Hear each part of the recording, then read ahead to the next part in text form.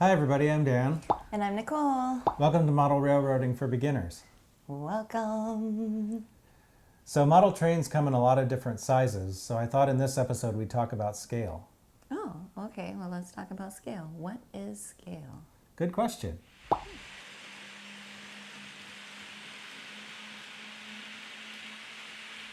So scale is the proportion of the model to the real thing that it's based on. Yes. And it's usually expressed as a fraction or a ratio, and generally the bigger the number, the smaller the model. And scale applies to all kinds of models. As you can see, we have some stuff on here that isn't trains. There's this model car, I have a model plane, model ship, and of course some trains. This ship is cool though. Can we just this is cool. Yeah, that's a model of the USS Constitution that I built when I was a kid. And it's still mostly intact. That's amazing. Yeah. I can't even tell you if I have anything still from my childhood. Yeah. That's amazing. This is cool. So, yeah. You built that as a kid? Yeah, with a little help from my uncle. I have an uncle who's into ship models, and he helped me do the rigging. Oh, is that Uncle Paul? Yeah, Uncle Paul. Yeah, he loves modeling. He is such a cool guy. He's the one who got to give a lot of credit for me doing this. Really? Even though he was mostly into ships and other things, but cars, yeah, he likes classic cars a lot. But you know, modeling skills are modeling skills. Ah, I see, the modeler. I see, okay. Yeah. So maybe a different genre, but still modeling. Right. That is very cool, all right. So, but anyway, yeah, like this ship, for example, I believe it's 1/196 scale, so it's built to a pretty small scale. You know, it would be a lot larger in proportion to some of these other models if these were all to the same scale. This Porsche, for example, is 1/10 scale. So if you wanted to make something as long as a real Porsche, you'd have to park 10 of these bumper to bumper. And then 10 on top. Yeah, and stack them. Fill it all they'd in. probably fall over, but you know. But okay. So anyway, the thing about it, the point is that the scale applies to all different kinds of models, not just trains. Right, because they're taking the original thing and they're scaling it down, right, to a smaller something, which is where they're getting that word, I think, right? Right. Yeah, awesome. It is so cool.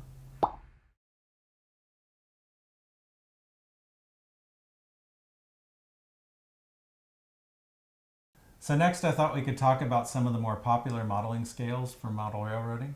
Awesome. So I've got some examples here.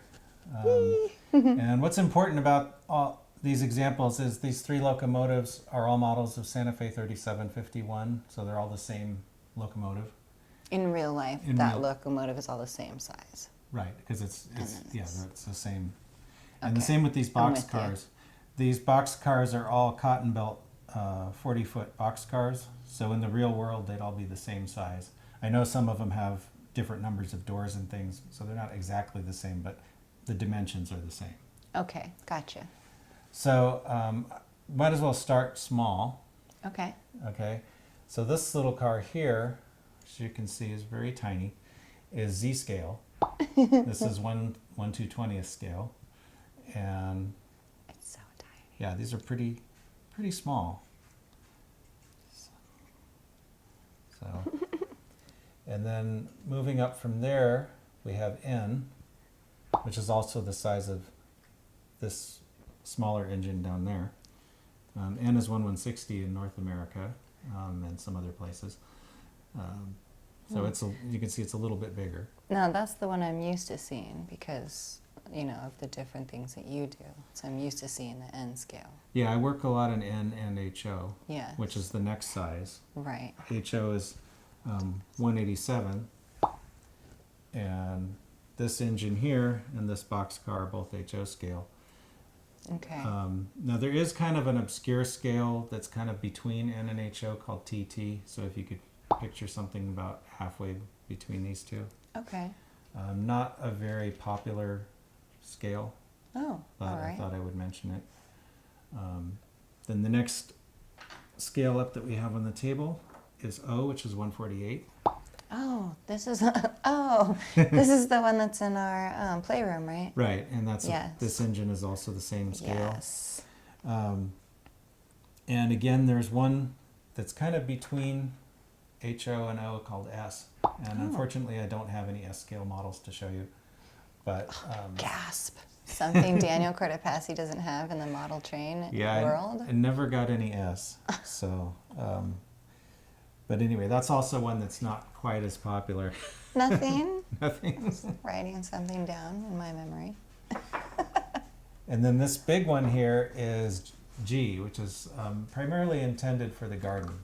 Oh, so that's what's going to go outside, right? Outside, yeah. Yes. These are more intended for outdoors because they take up more space. I am so excited for that. Yes. Me too.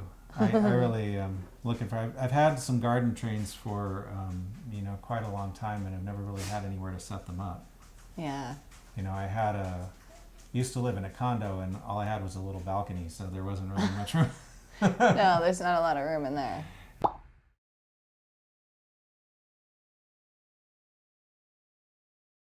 So every once in a while, the hobby magazines will put out some statistics on the relative popularity of different modeling scales. And usually HO is by far the most popular, usually around 65 to 70%. Oh, okay. So pretty. That's surprising to me. Yeah, pretty big hunk of the market. Right. I mean, I guess it is kind of the middle of the road, but I would have thought people wouldn't have too much room, and N scale would have been the more popular one. It depends. Like I know in Japan, N scale is super popular because I think their houses tend to be smaller. Right. So it kind of depends where you are. Okay. But a lot of people like HO because it's a good middle ground between the really big and the really tiny. Yes, I like HO because it's like the first one in the scale that's like it's got some meat on its bone. Yeah. Because like trains are huge, wonderful, like crazy mechanical machines that are just so cool to see, especially when they're the steam engine kind, Yeah. which is my favorite. But they're just so cool to see. So this is like this is too tiny. Yeah, Z is pretty small. It's like, it's like so tiny. Don't eat it. I won't eat it, I promise. Anyways, so then they usually will give a statistic about N as being the second most popular, about 20%. Okay. And then the remaining 10 to 15% is everything else. Oh, wow. So all of the other scales combined. Now, the reason that's important, if you're like a beginner and you're like, what scale should I pick? Ah, yes. Okay. So generally, the more popular a scale is, the more stuff is going to be available Agreed. for the scale. So that includes things like not just the trains themselves, but buildings, little people, cars and trucks, and Yes. all different things that you might want to have on your layout. So Yes. HO's got the most stuff available. And N is actually a pretty close second. There's a lot available now in N. N has grown so much since I was a kid because I started in N scale when I was very young, and there wasn't as much available back then. But now there's almost as much available in N as there is in HO. So I can't even, I don't know if I was just not in that area or what, but I can't even tell you if I saw really a lot of modeling kind of stuff when I was younger. So, and I mean, I was, in the hills kind of a little bit, but, I just saw the toys that were like remote control toys, never anything that you were putting together yourself, that's, that into it. That's a lot. There's a lot into it. yeah. Yeah. So anyway, that is something to think about, because it's like if you want to have a lot of stuff, then with the trains, Yeah. then choosing one of the more popular scales makes it easier to find it. So definitely do your research about what's popular in your area or what they're doing and what's Yeah. being carried. And that can be another thing too, is if you know somebody, know other people who are in a specific scale, or like you wanted to join a train club that was using a specific scale, then you might want to go with whatever they were doing, so that otherwise you can't join an HO train club with N scale trains. You're not going to be able to run them. I mean, they might let you join, but you're not going to be able to run your trains on their track because it's going to be too big. Right. So, you know what I mean? So those are some considerations. Which isn't to imply that there isn't stuff available for the other scales.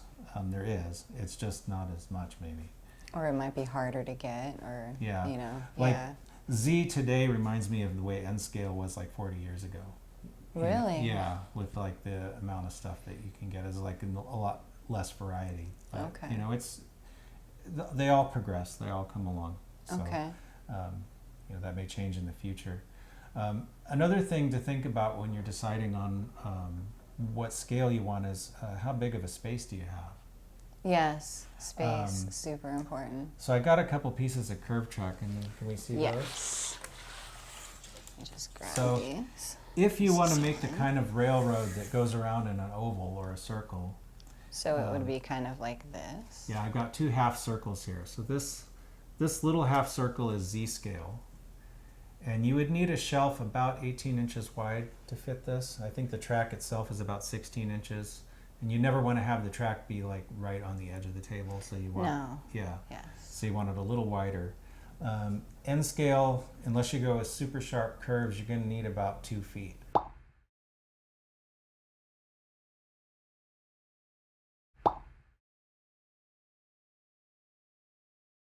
So in HO, you're going to need probably about a 4-foot table.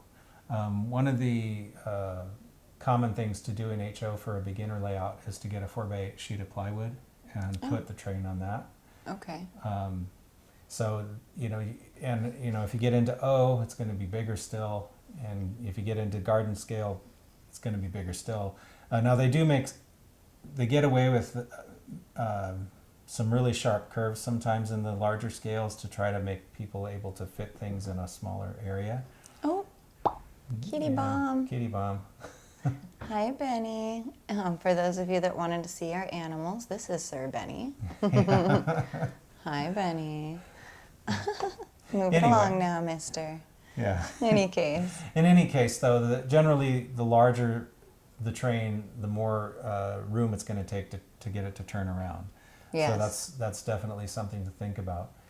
And the other thing I'll mention, and this is something I've heard from some older people who are in the hobby, is that at a certain point it gets harder for them to see the really small trains. Yes. So sometimes people talk about graduating to a larger scale. Yes, graduating. So that's another thing to think about as well. Okay. You know, so maybe from N to HO is a possible graduation that happens a lot. Or HO to O, or, you know. Okay. Hi, Benny. Got you. Kitty.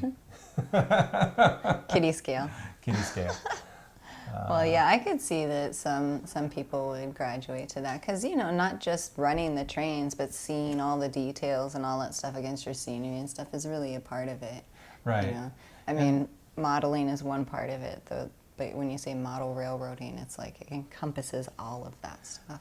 That's true. Yeah. And actually, detail, you mentioned detail, that's another thing that, you know, generally the larger the scale, the more detail it can have.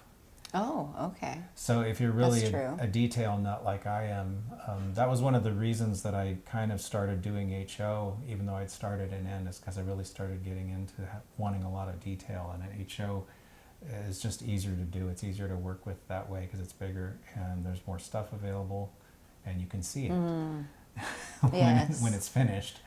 You can actually appreciate the detail. So, you know, that's another thing to think about. Okay. All right. So one other factor to consider when trying to pick a scale is cost. And I've found that generally HO and N are the less expensive scales, even though that's not to say that there aren't expensive models in HO and N scale, because there are. Okay. But as you move into the more obscure scales or less popular scales, the cost tends to go up. Oh, I see what you're saying. So yeah, like for example, Z scale tends to be more expensive than N as a rule.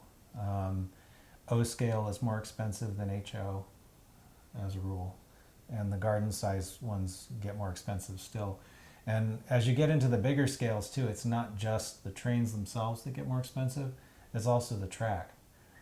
I don't know if that's because there's more metal involved in, you know, if you look at a large scale rail, it's a lot bigger than a HO scale or an N scale rail, so there's a lot more material there. Maybe that's the reason, but I would say so, yes. yeah, but it can get actually quite significant in terms of cost. So that is another thing to think about. Yeah, I think that's a good point.